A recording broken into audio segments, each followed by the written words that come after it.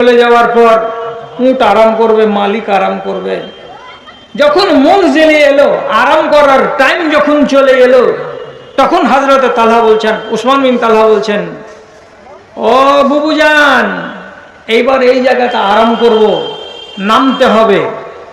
ওই ফর্মুলা, আপনি বেটা ছেলে, আপনার উটটা থেকে আপনি নেমে যান, এখান থেকে একটু সরে যান, উল্টো দিকে মুখ করে দাঁড়ান, আমি এখানে আমার উট থেকে নামবো, নামার পরে আমি যখন স্বাভাবিক হয়ে যাব তখন আপনি কাছে আসবেন। 7 দিনের রাস্তা, কতটি মঞ্জিল গেল, কতবার করে উট থেকে নামলো, আর কতবার উটের উপরে চড়লো।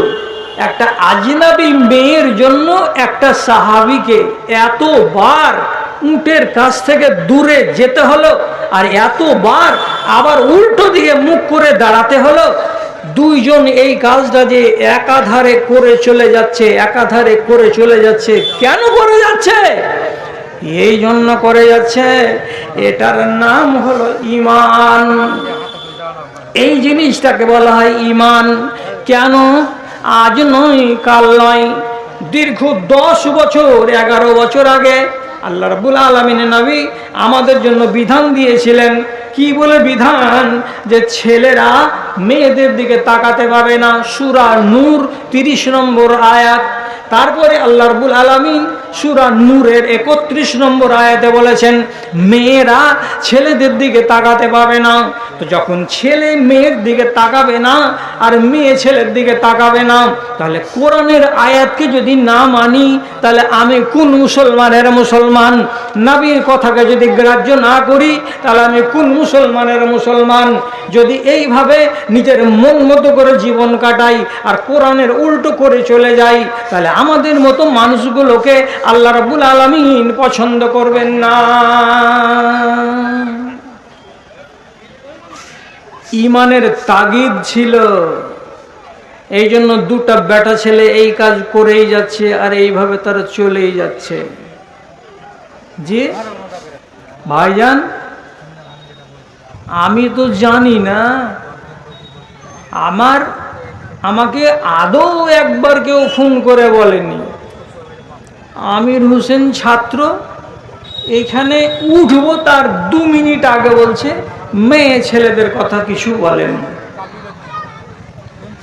মেয়ে ছেলেদের কথা বলতে বলতে আর ছেলেদের কথা বলতে বলতে কত দূর আমার কি হয়েছে, কণ্ঠ আমার ক্ষীণ হয়ে গেল, অবশইল পা, শত হাঁক দিলেও অচেতন জাতি, কেউ চেতন হইল না রে, কেউ চেতন হইল না।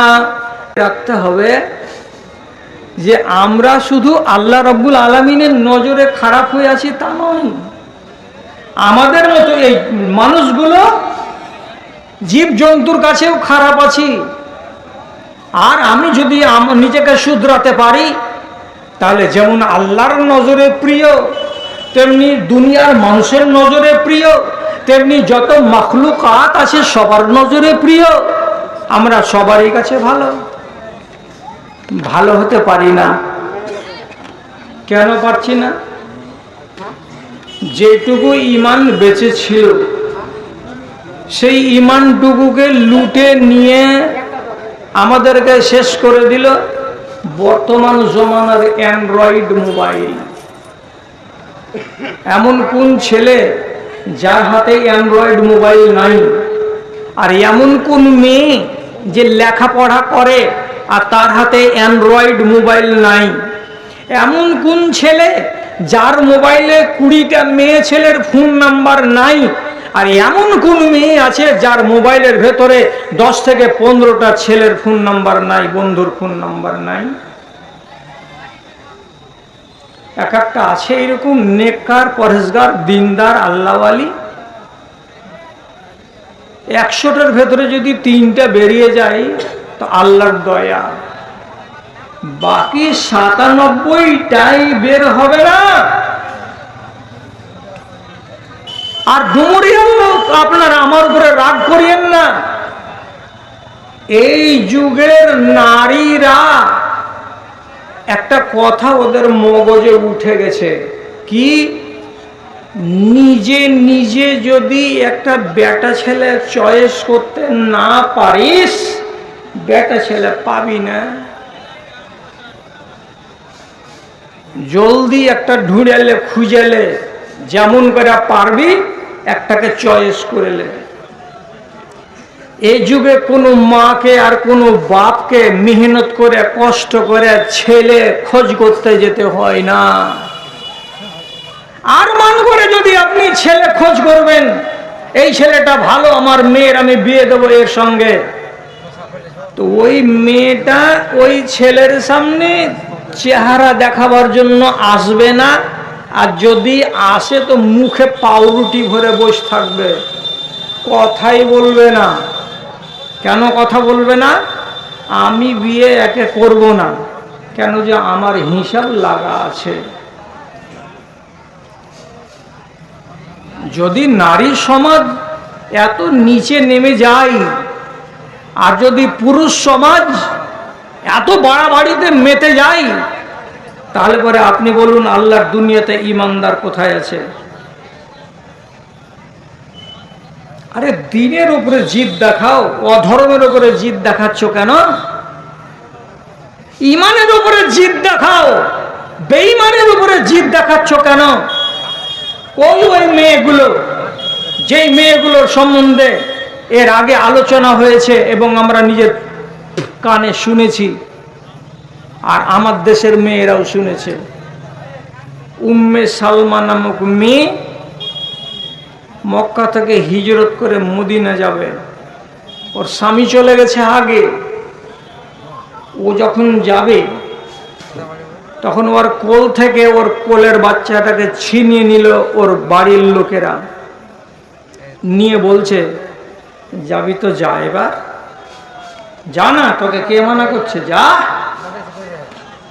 উম্মে সালমা বেচারি বাড়ি থেকে বেরিয়ে রোডের কিনারায় চোখের পানি ঝরিয়ে ঝরিয়ে কাঁদছে, আর একটাই কথা বলছে, আল্লাহ কোনো একটা পথ করে দাও মালিক রে, আমি আমার স্বামীর কাছে চলে যেতে চাই, কিন্তু গ্রামের লোক, আমার বাড়ির লোক আমাকে যেতে দেবে না।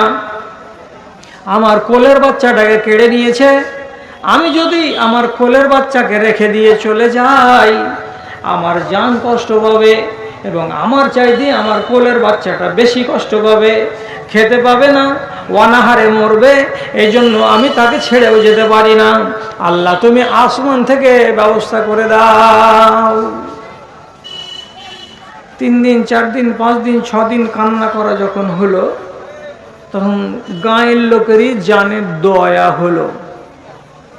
ওর শ্বশুরেরাকে ভাসুরেরাকে যে বলছে, এই পাগল, এই মেয়েটার মনে গেঁথে আছে মদিনা যাবে, ওর স্বামীর সাথে দেখা করবে, ওর স্বামী মুসলমান হয়ে গেছে, এও মুসলমান হয়ে গেছে, একে ছেলে আটকে দিয়ে তোরা যে এইভাবে সাজা দিচ্ছিস, এটা কি ঠিক হচ্ছে? কতদিন আটকাবে? একে আটকানো ঠিক হবে না। মেয়েটাকে ছেড়ে দাও, ওর কোলের বাচ্চা ওকে দিয়ে দাও, ওকে যেতে দাও ওর স্বামীর কাছে। একটা মেয়ে যদি আমাদের কমে যায় এখান থেকে, কি ক্ষতি হয়ে যাবে আমাদের? যাক যাবে তো। ওর শ্বশুর ভাসুরেরা বলল, দাঁড়ে ছেলেটা দিয়ে দে তো। ছেলে দিয়ে দিল কোলে। এবার ছেলেকে কোলে তুলে নিয়ে উম্মে সালমার মতো মেয়ে হাঁটতে হাঁটতে তীরমোহনীতে খাড়া হয়ে আছে, আর উত্তর দিকের রাস্তার দিকে মুখ করে তাকাচ্ছে, আর একবার করে বলছে, আল্লাহ বেটি ছেলে 464 কিলোমিটার রাস্তা এখান থেকে মদিনা, 7 দিন যেতে টাইম লাগবে, কেমন করে একাই যাব, কেমন করে একাই যাব? আল্লাহ মদদ হবে না? আল্লাহ মদদ হবে না? ঠিক এইরকম সমাজে আরেক মুসলমানের বাচ্চা, তার নাম উসমান বিন তালাহা, ময়দানে একটা মেয়ে ছেলেকে দেখতে পেয়ে ওর কাছে উঁট খাড়া করে দিয়ে মিঠা ভাষাতে জিজ্ঞেস করে বলছে, মা বালোকে, এ মেয়ে ছেলে তোমার ব্যাপারটা কি? তুমি একটা অবলা নারী, এমন ফাঁকা ময়দানে কিসের জন্য একাই দাঁড়িয়ে আছো? একাই দাঁড়িয়ে থাকার তো কোনো যুক্তি থাকতে পারে। তখন উম্মে সালমা বলছেন, ওরে আল্লাহর বান্দা, আমি মদিনা যাব, ওখানে আমার স্বামী আছে, ওখানে আমার নবী আছে, আমি মক্কায় থাকবো না, কিন্তু এখান থেকে যে যাব তো কেমন করে যাব? আমি একাই একটা বেটি ছেলে, আমার একার দ্বারাই যাওয়া সম্ভব নয়। ওই জন্য একবার করে উত্তর দিকে তাকাচ্ছি আর একবার করে আসমানের দিকে তাকাচ্ছি। আল্লাহ যদি ব্যবস্থা করে দেয় তাহলে উত্তরে যাব, আর আল্লাহ যদি ব্যবস্থা না করে দেয় তাহলে যাওয়া যাবে না। উসমান বিন তালহা অন্য বংশের লোক, একে বলছে, তুমি আমার সাথে যেতে রাজি আছো? তুমি আমার সাথে যেতে পারবে? মেয়েটি বলছে, পারবো, যাব। তাহলে আমার যে এই উটটা আছে, আমি একটাতে উঠে আছি, আর এই যে উটটা আমার পেছনে খালি উট যাচ্ছে, এই উটে তুমি বসে যাও। এই উট তোমার জন্য থাকলো মদিনা পর্যন্ত, এতেই তুমি যাবে। এবার আপনারা বলুন, আমি যদি জাল কথা বলি, দাদা আমার ভাই আমার, আপনি আমাকে প্রমাণ করে দেবেন, আপনার হাত ধরে আমি মাপ নিব। আমি জীবনে এমন কথা আর মুখে আনবো না। আল্লাহর কসম আপনাকে সত্য কথা বলছি, যখনই বললেন হযরতে উসমান বিন তালহা আমার উটের উপরে চড়ে যাও, তখনই হাসি মুখে উম্মে সালমা বলছেন, জি, আপনার উটে চড়ে আমি যাব। তো কথাটা কি হলো ভাই? উটের পিঠে চড়তে গেলে আমি একটা মেয়ে ছেলে, আমার পাটাকে যখন এইরকম করে উপর দিকে তুলতে যাব, তখন আমার পায়ের পিণ্ডলির কাপড় খুলে যেতে পারে, আমার হাঁটুর কাপড় খুলে যেতে পারে, আমার সতর দেখা যেতে পারে। আর ওই অবস্থায় যদি তুমি আমার উপরে নজর ফেলে দাও, তাহলে আমিও গুনাহগার হব, তুমিও গুনাহগার হবে। কেন যে একটা আজনবী বেটি ছেলের গায়ে নজর দেওয়া জায়েজ নয়। কেমন করে পা তুলে উঠে চড়ব? তো কি করতে হবে তাহলে? আরবিতে বলছেন, তানা হামিন্নি, আপনি একটু এই জায়গাটা থেকে 20 হাত পশ্চিম দিকে চলে যান, আর পূর্ব দিকে মুখ না করে পশ্চিম দিকে মুখ করে দাঁড়ান। আমি উটটাকে বসাবো, আর বসাবার পরে আমি উটের উপরে যখন চড়ে নেব, তখন আপনাকে আমি আওয়াজ দেব, গলা খাঁকড়িয়ে যেমনি আওয়াজ করব, আপনি বুঝে নেবেন যে আমি বসে গেছি। তখন আপনি ওখান থেকে এখানে আসবেন। ঠিক তাই হলো। আল্লাহর বান্দা উসমান বিন তালহা 10-15 হাত পিছনে সরে গেলেন এবং উল্টো দিকে মুখ করে দাঁড়ালেন, আর ওই হালাতে মেয়ে ছেলেটি উটের পিঠে চড়ে বসলো। তারপরে খবর হলো যে হ্যাঁ আমি চড়ে নিয়েছি। তখন তিনি কাছে এলেন, উটটাকে খাড়ো করে এবার চলতে শুরু করলেন।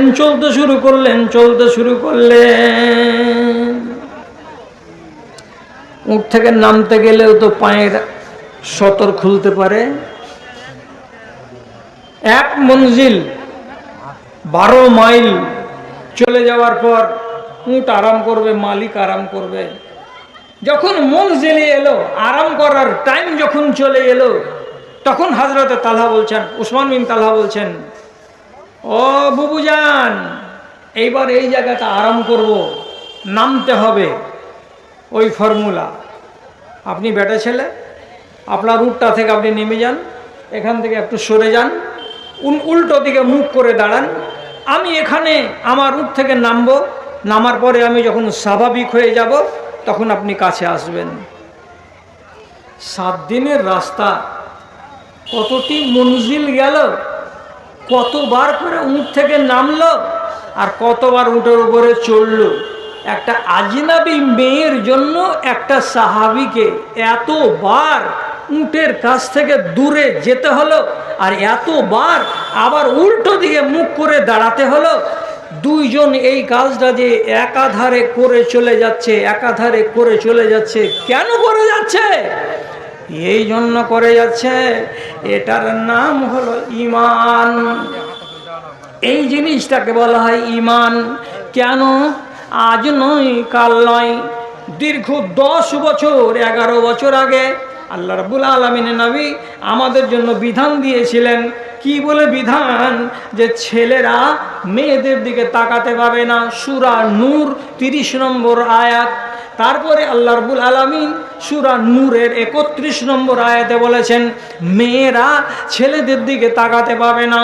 তো যখন ছেলে মেয়ের দিকে তাকাবে না আর মেয়ে ছেলের দিকে তাকাবে না, তাহলে কোরআনের আয়াতকে যদি না মানি তাহলে আমি কোন মুসলমানের মুসলমান? নবীর কথাকে যদি গ্রাহ্য না করি তাহলে আমি কোন মুসলমানের মুসলমান? যদি এইভাবে নিজের মন মতো করে জীবন কাটাই আর কোরআনের উল্টো করে চলে যাই, তাহলে আমাদের মতো মানুষগুলোকে আল্লাহ রাব্বুল আলামিন পছন্দ করবেন না। ঈমানের তাগিদ ছিল, এই জন্য দুটা বেটা ছেলে এই কাজ করেই যাচ্ছে আর এইভাবে তারা চলেই যাচ্ছে। জি ভাইজান, আমি তো জানি না, আমাকে আদৌ একবার কেউ ফোন করে বলেনি আমির হোসেন ছাত্র এখানে উঠবো, তার 2 মিনিট আগে বলছে মেয়ে ছেলেদের কথা কিছু বলেন। মেয়ে ছেলেদের কথা বলতে বলতে আর ছেলেদের কথা বলতে বলতে কত দূর আমার কি হয়েছে, কণ্ঠ আমার ক্ষীণ হয়ে গেল, অবশৈল পা, শত হাঁক দিলেও অচেতন জাতি, কেউ চেতন হইল না রে, কেউ চেতন হইল না। ধর্মের গলে চলিতেছে ছুরি, মুমিন কাঁদিছে দুঃখে, কোরআন হাদিস কাফনে মুড়িয়া কমিন হাসিছে সুখে রে, কমিন হাসিছে সুখে। দানবের রূপ ধরেছে মানব, কোনো লজ্জা হইল না, শত হাঁক দিলে ও অচেতন জাতি, কেউ চেতন হইল না রে, কেউ চেতন হইল না।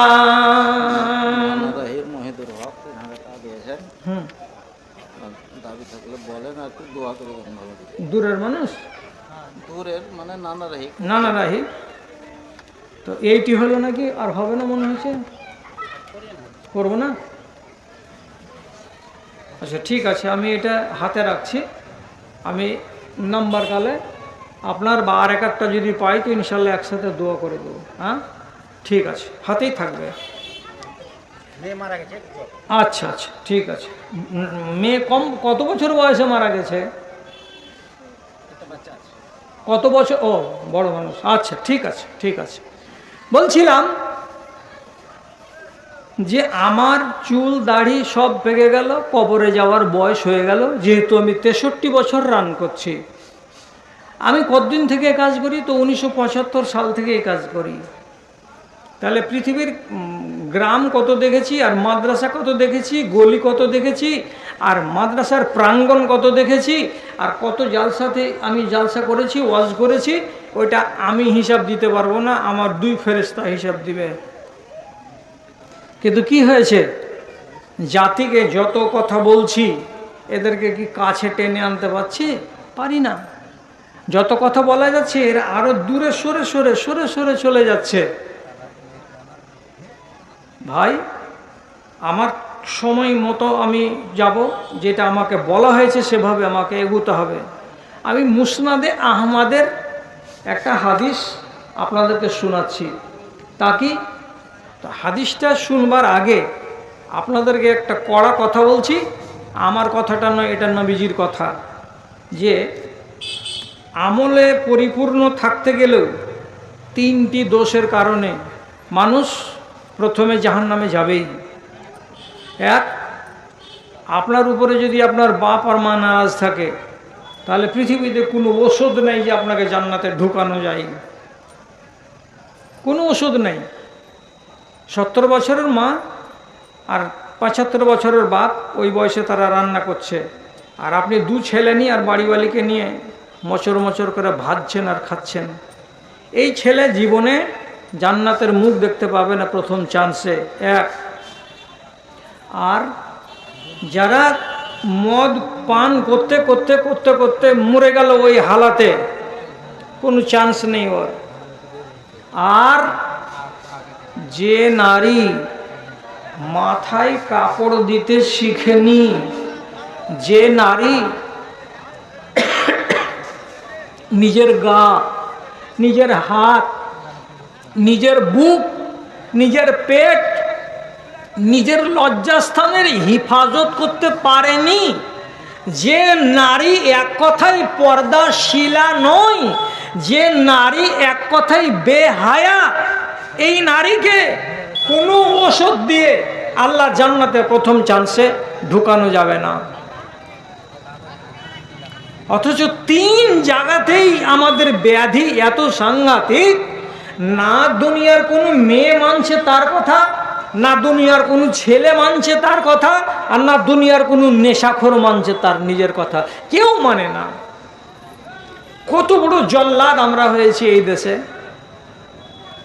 আমি মুসনাদে আহমদের হাদিস বলছি একটা, কি রাসূলের যেদিন ইন্তেকাল হয় সেই দিন আল্লাহ পাকের নবী হযরতে ফাতেমা নিজের বেটি আর মুখখানাকে ধরে নিজের দিকে কাছে করে ফাতেমার কানে কান লাগিয়ে ফিস ফিস করে একটা কথা বলেছিলেন। কথাটা কি বলেছিলেন শুনুন।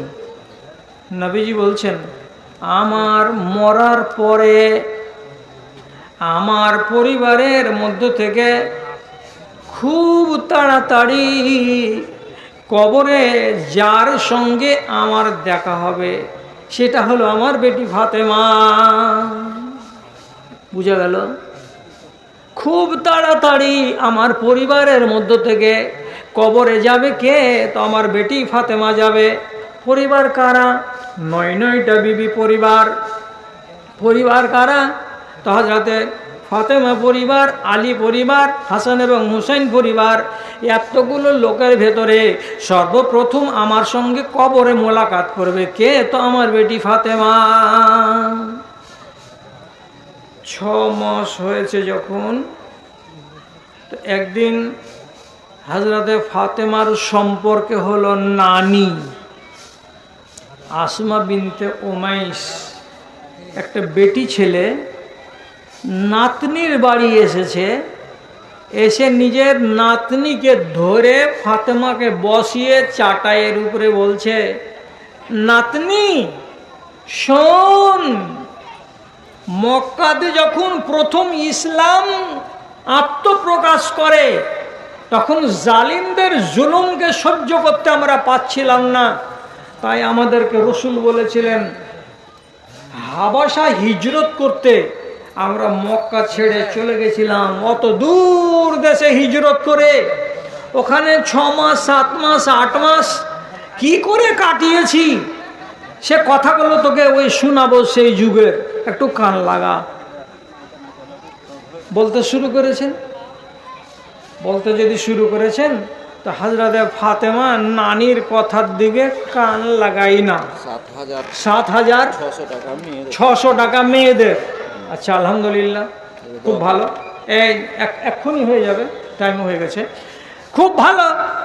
তো হযরতে ফাতেমা নানির কথার দিকে কান করে না। তখন নানি একটু জোর করে গায়ে এমনি করে ধাক্কা দিয়ে বলছে, আনতে জাহেলাতুন, তুমি আমার কথার দিকে কান করো না? তখন ফাতেমা বলছে, কি দেখবো তোর দিক, ধুলা উঠছে মোর দিক, তোমার কথা শুনতে নানি ইচ্ছা করে না। কেন করে না? আমার নিজের চিন্তা বেড়ে গেছে, আমি নিজেকে নিয়ে ভাবতে ভাবতে শেষ হয়ে গেলাম, তোমার কথা কখন শুনবো? নানি বলছে, কিসের ভাবনা তোকে লাগলো রে নাতনি? তখন হযরতে ফাতেমা বলছেন, আমি এখন মরে যাব, আমার মরার টাইম হয়ে গেছে।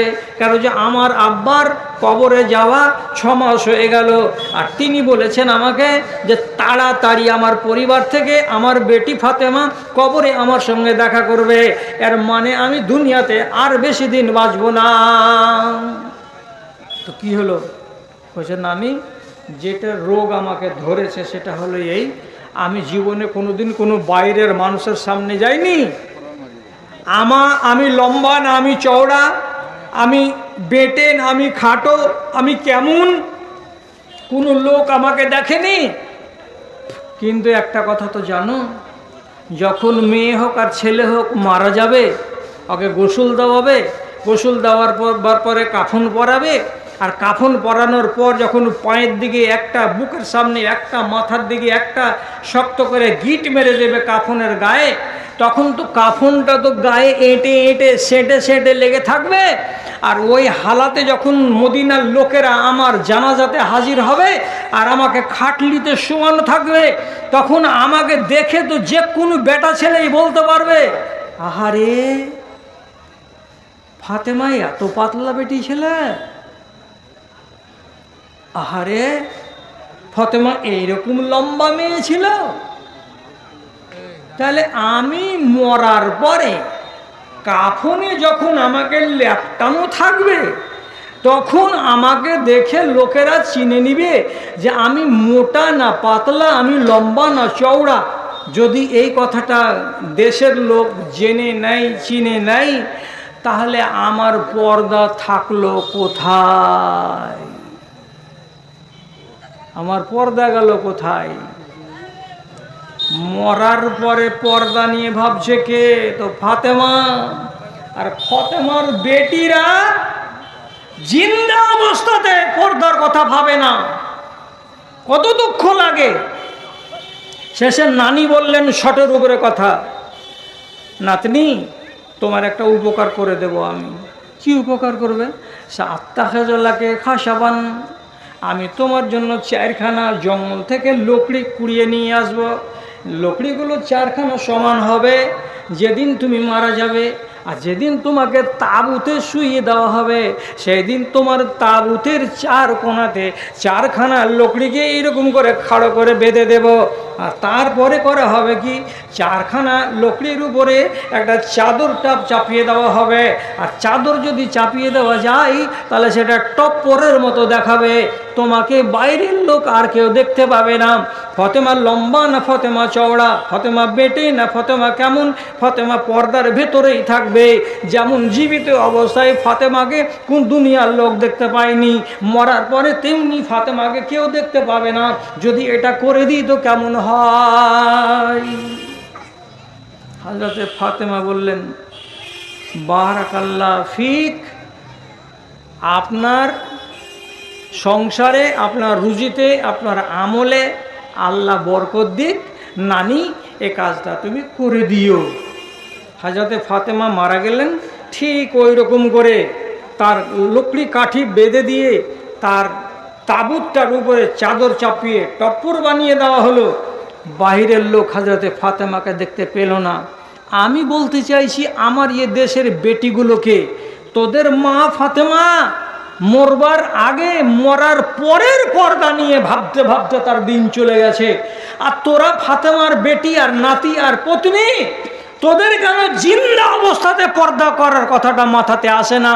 কসম আল্লাহর, কসম আল্লাহর, যেই নারী পর্দা করবে না সেই নারী জান্নাতে যাবে না, সেই নারী জান্নাতে যাবে না, সেই নারী জান্নাতে যাবে না। তুমি কতখানি পর্দানাসীন, তোমার টোলাতে যদি বিয়ে লাগে তাহলে আমরা বুঝতে পারি যে তুমি কতখানি পর্দানাসীন। নিজেকে সামলাও,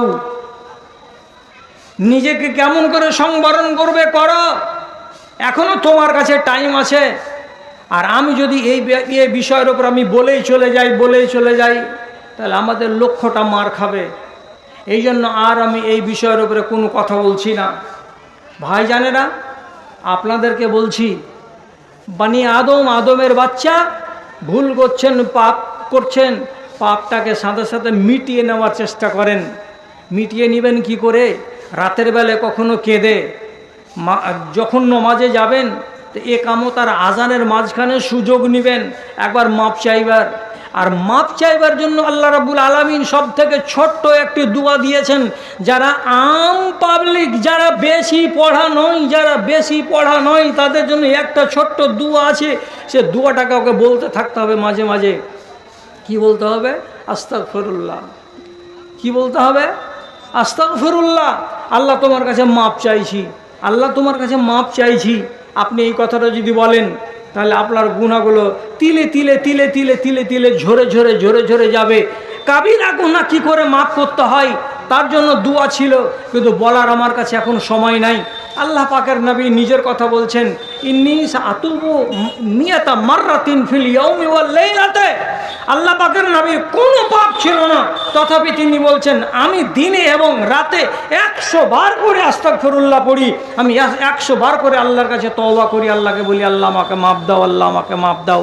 তো যার গুনাহ নাই, যার পাপ নাই, সে মানুষটা যদি 100 বার আল্লাহর কাছে মাফ চাইতে পারে, তাহলে আমাদের মতো পাপী আর তাপী আর গুনাহগার মানুষগুলো কেন 10 বার করে আল্লাহর কাছে মাফ চাইতে পারবে না? মাঝে মাঝে আল্লাহর কাছে মাফ চাইবেন আস্তাগফিরুল্লাহ বলে। আর মাঝে মাঝে যদি আরো বড় করে বলতে পারেন আস্তাগফিরুল্লাহ আস্তাগফিরুল্লাহাল্লাযী লা ইলাহা ইল্লা হুয়াল হাইয়ুল কাইয়্যুম ওয়া আতুবু ইলাইহি, দোয়াটা বলবেন, আল্লাহ তাআলা আপনার গুনাহ খাতাকে কমিয়ে দেবেন, আপনার গাটা পরিষ্কার হবে ইনশাআল্লাহ। আল্লাহ যেন আমার ভাইগুলোকে সবাইকে সুমতি দান করে, আমিন।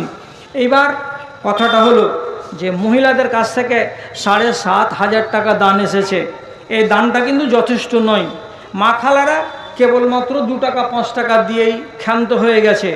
আমার মায়েদেরকে আমি বলছি, নিজের বাপ মা খালা দাদু দাদি এদের নামে একটা ভালো দান পাঠাও। ভালো দান বলতে এটা তো মসজিদে জলসা, 1 বস্তা সিমেন্ট এটা দাও, তাহলে এটা একটা ভালো দান হলো। তুমি মেয়ে মানুষ হিসেবে এর থেকে বড় দান তোমার দ্বারাই করা হয়তো সম্ভব নয়। কেউ যদি পারে যে না আমি পারবো, 1 ট্রাক্টর বালু দাও। যদি কোনো ধনী লোকের বাড়ি হও তো দিতে কি অসুবিধা আছে? স্বামীর টাকা 1টা 2টা করে টেনে টেনে জমিয়ে রেখেছো, সেটাই দাও। কার নামে দাও? নিজের মা বাবা দাদু দাদি নানা নানির নামে দাও। একটু বড় ধরনের দান দাও। আর এই ভাই আমার এইখান থেকে অন্য গ্রাম থেকে এসে 3000 টাকা দিয়ে গেছেন, সেই ভাইয়ের নামে একটু দোয়া হবে ইনশাআল্লাহ। উনি আমার কাছে খাস করে দোয়া চেয়েছেন, ওনার একটা মেয়ে মারা গেছে। আর 2-4 জন এই গ্রামের কোনো লোক আছেন যারা কয় টাকা যে হয় তো, আর 400 টাকা কেনা কাটলেন হবে না? কোথায় বাড়ি? বড় ডুমরিয়া। মাখনাওয়ালার আগে জোর দিয়ে কথা কওয়া যায় না এই বছর। মাখনা বানাইছে। আচ্ছা যাক, আমার ভাই বলছে আর পারা যাবে না, তো ভাই যেন 1600 টাকা দিলেন। আমি 400 টাকা আবদার করেছিলাম, বলছে পারা যাবে না। তো জোর করে লাভ নেই। আলহামদুলিল্লাহ এই গ্রামে বড় ডুমুরিয়া বাড়ি। আচ্ছা মাশাআল্লাহ, আলহামদুলিল্লাহ, জাযাকাল্লাহ। আল্লাহুম্মা আইয়িদহু বিল ইলমি ওয়াল হিলম ওয়া যায়্যিনহু বিল ঈমানি ওয়াত তাকওয়া ওয়া লা তু'রিজহু বিল ফিতানি ইয়া রাব্বাল আলামিন। আচ্ছা, আর কোনো ভাই এখানে আছেন যারা বলবেন যে আমি যাওয়ার কালে আমার একটা দান আছে এরকম, সেটা আমি দিয়ে চলে যাব? তো বলুন, এক একটা যদি কেউ থেকে থাকেন। না, আগে আপনাদের সব দানগুলো লিখিয়ে নিয়েছে।